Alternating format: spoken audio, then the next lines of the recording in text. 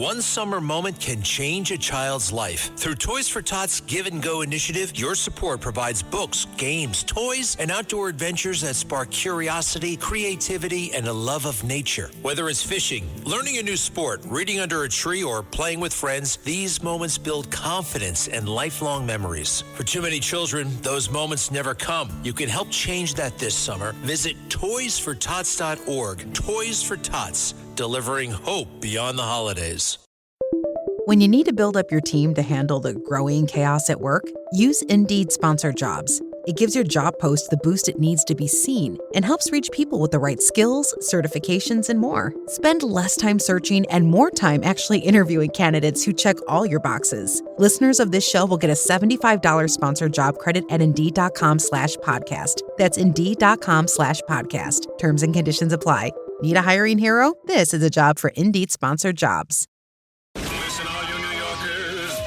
Excuse me, taxi. Okay, we're looking around. This is the 77 WABC minicast.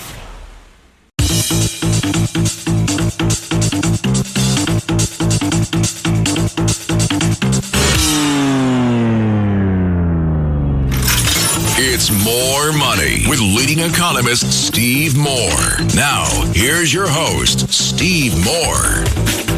Welcome back, folks. This is the More Money Show. I am so pleased and privileged to introduce my next guest, Jonathon Turley, who has become a good friend, but he's also one of the top legal scholars in this country. You all know him from Fox News. He's also the author of many books on the Constitution, and he's an expert on the Supreme Court, but he's also an expert on the founding of our nation. So, Jonathon, thank you so much for joining. Happy 4th of July. Happy 4th to you. So we got a lot to cover in a short period of time, Jonathon. Thanks for participating in our Prosperity 250 conference this week. I am going to read to you, if I may, Jonathon Turley, what I think is one of the greatest sentences in the history of the English language. And I recited this earlier, but it's worth saying again. I'm going to start with this. We hold these truths to be self-evident, that all men are created equal, that they are endowed by their Creator with certain unalienable rights, that among these are life, liberty, and the pursuit of happiness. That was considered radical back then, wasn't it? It was indeed. Indeed. So much of what I talk about in my new book, Rage and the Republic, is to look at why the American Revolution was so unique. This was the first true Enlightenment revolution. The Enlightenment writers like John Locke had been around for a while.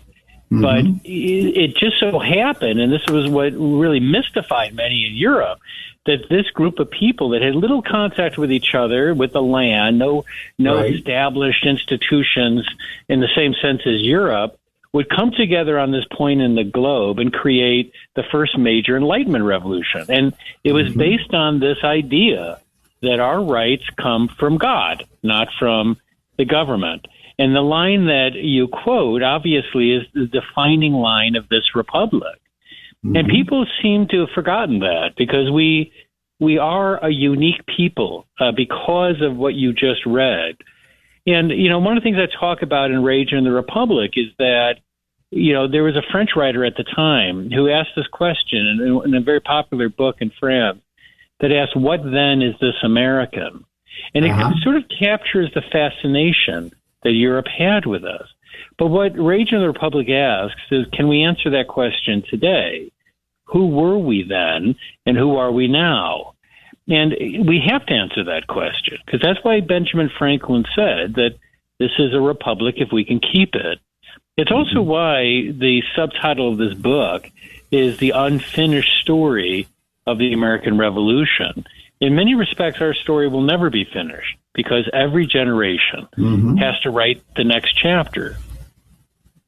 By the way, Jonathon, do you know what the next line of Ben Franklin was when he said, if you can keep it? You're going to read it? Yeah. Do you know what he said after that? Specifically, I go down and remember exactly. Oh, okay. It was another famous line, which is, but nothing in life is certain except for death and taxes. Oh, right. Yes. Yeah. I forgot that. Yeah. So, okay. You know what's funny about the very concept of these rights is that they included property rights, that the Republic was formed on a strong adherence to the free market. The framers embraced Wealth of Nations, which came out of the same year as our Declaration. And what Adam Smith articulated was, for them, the perfect economic theory to go with their political theory. They believed that you could not be truly free unless you were economically independent. So, by the way, when in that phrase that says that you the right to happiness, that was sort of based on the right to be able to start a business or to be economically free, right? That's right. And, they were huge believers in the free market. It was the combination between that economic and political basis that created this republic. We would not have succeeded without having that combination of free market and also Enlightenment political theory that combined to create this unique, unprecedented engine of not just freedom, but prosperity. And, many of the voices that you hear today are really challenging that. And it's a real crisis of faith. And it's ironic that on our 250th anniversary of the oldest and most successful republic in history, you have many who are saying we should trash the Constitution, amend it, pack the court.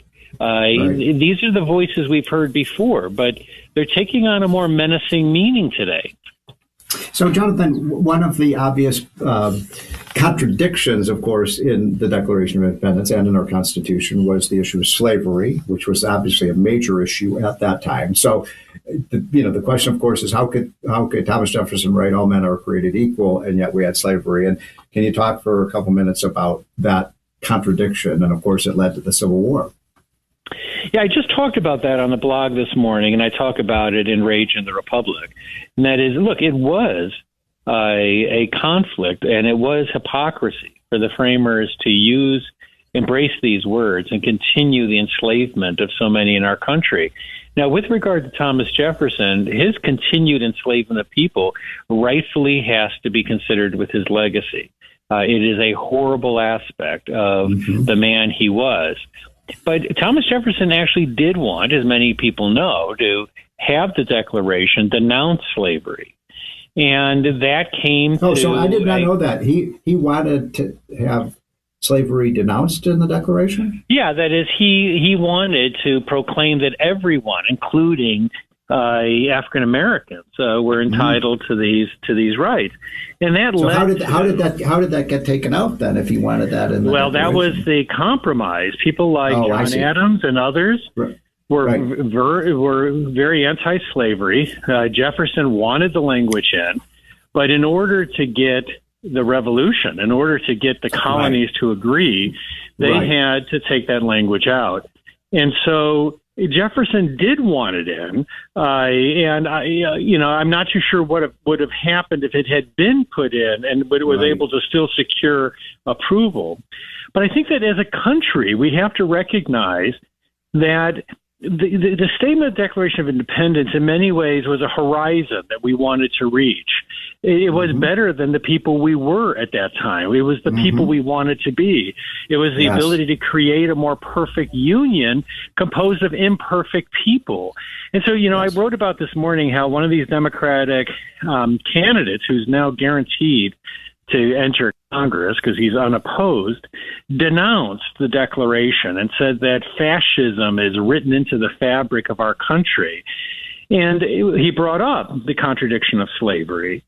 But what's missing here is that the framers understood that when they took that language out, that this was a huge concession in order to get the unanimity they needed for the revolution.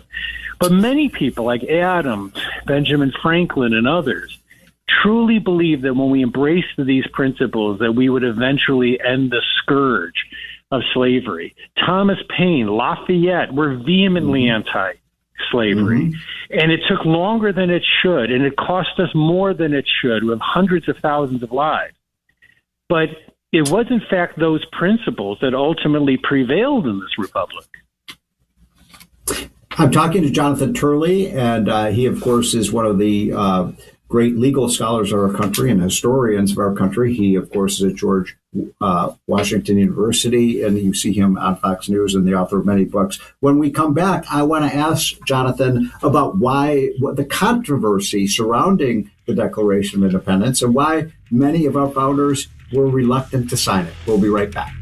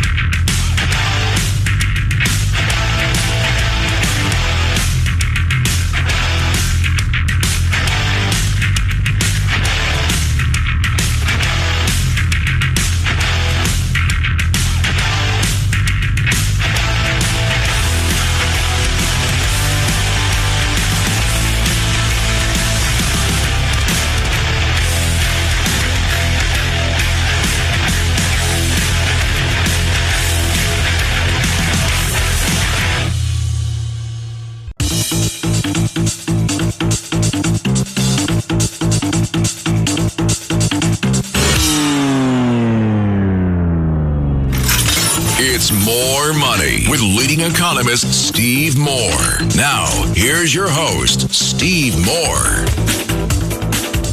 Welcome back, folks. This is the More Money Show. Thank you so much for joining us. I hope you're having a wonderful 4th of July on this 250th birthday of our great nation. I'm having a conversation with one of our top legal scholars in the country and historians, Jonathon Turley of George Washington University and also of Fox News. Jonathon, we were talking obviously about the Declaration of Independence, and I wanted to ask you about why this was controversial, so controversial at the time, and also why, there's the old saying about John Hancock. He was the only, many of the founders were afraid to sign this document. Well, they were, and there's often been some misrepresentation as to some of these conflicts. I love the musical 1776. Me too. It's a wonderful musical, but my kids always joke, we always watch it at the 4th of July, and when we get to the part of James Wilson, they start to laugh because I start barking at the TV because it's an unfair portrayal of James Wilson. Who I don't know James Wilson. Who was James Wilson? Well, James Wilson was one of the delegates from Pennsylvania, and the musical shows him as this sort of weakling dullard who was under the influence of others and didn't really believe that we should be independent or have the courage for it. All of that's completely wrong. And so Wilson is a good example of the complications. He didn't feel that he had the authority to declare independence at that time, but he was a huge believer in independence. And, some of these individuals had reluctance. They didn't know if we could beat Great Britain, but also some believed that we could reconcile and create a sort of quasi-independence. Benjamin Franklin really tried to accomplish that before he became a believer that we had to be completely independent. So there were varying types of conflicts in that room. And where the true miracle of Philadelphia occurred is that these brilliant individuals had the time to work through this, not just on the Declaration, but later on the Constitution. That's something they didn't have in the French Revolution. One of the things I point out in Rage in the Republic is I compare the French Revolution, and they really didn't have that space, that time to come up with this type of balanced approach to government. It went to the assembly. The Jacobins were killing each other. Thomas Paine and Lafayette played a role in both revolutions, and they tried to get a modern constitution. Yeah, I'm sorry to interrupt, but I was just saying you made a great point that there was a lot of doubt about whether the United States could win this revolution, right? I mean, we were only a country of 3 million people against the United Kingdom, the most powerful force on the planet at that time. 10 million people. Yeah, not only that, but our economy was entirely dependent upon Great Britain. That was part of the complaint. And so they would take our raw resources, but we could only buy from Great Britain. And so we were a real basket case in going to war with Great Britain. And we were up against the greatest army in the world. And also, there were many loyalists in this country. This country was divided. Yes. So one thing that in reading this document on the Declaration of Independence, and everyone, I urge you to read it. It's an inspiring document. But the first line of this is and I never knew this before, the unanimous declaration of the 13 United States of America. So they called themselves the United States of America at that time? Yeah, and actually one of the first people to use that phrase is the folks in my book, which is Thomas Paine. And that even after the Declaration, all the way through to the Constitution, it really didn't take hold. If you were to ask people at that time, who are you? They were more likely to say, I'm a Georgian, than they are, I'm an American. And that sense of national identity came later. But one of the key issues, by the way, for the Revolution is that the American colonists were deeply religious. And part of the problem was that the Crown would often say that you are violating the word of your faith and God by betraying your sovereign. They would cite Romans 13 to say that what do you mean? Hold on. What does that mean? The sovereign. What does that mean? Meaning King George. They would say, look, if you read Romans 13, you're supposed to give your faith to the king who's in his position by the grace of God. That argument was put down by Reverend Mayhew just a few years before the Revolution, and more than a few, but he gave a famous sermon in which he said, no, that there are certain natural rights, and if a king denies you those rights, he is committing a sacrilege. He's denying what God intended for you, so you don't owe him loyalty. What Reverend Mayhew said removed that barrier for the colonists, who suddenly realized, yes, we can fight for the rights that we believe come from God. You know, Jonathan, it's an amazing thing. First of all, thank you so much for coming on this show and educating us. But it is an incredible story. You couldn't make this up, could you?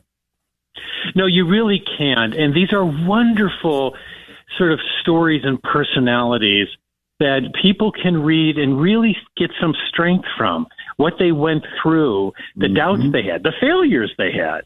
And it shows that this is a place that Locke was right when he said in the beginning, all was America. He was really talking about a place where anything could happen. We could be anything. We could pursue our own manifest destiny. Right. So final question for you, Jonathon Turley. Why is it that this isn't taught today in the schools? I mean, it's such an amazing story. I mean, my favorite subject when I was a kid was U.S. history, because it's just the whole history of this country is like a novel, an exciting movie. And yet so many young people don't know these things. We were taught that when we were kids, but I'm not so sure it's being taught today. No, and they often are taught the very opposite. You know, I've talked to young people in classes, and I tell them about figures like Thomas Paine. I'm more interested in understanding Paine than possibly Washington. I tell them, look, you have setbacks in your life. Thomas Paine came to this country. He had been fired from every job he held. Every business he created went bankrupt. Wow. His marriages were disasters. And he came here in search of his own manifest destiny.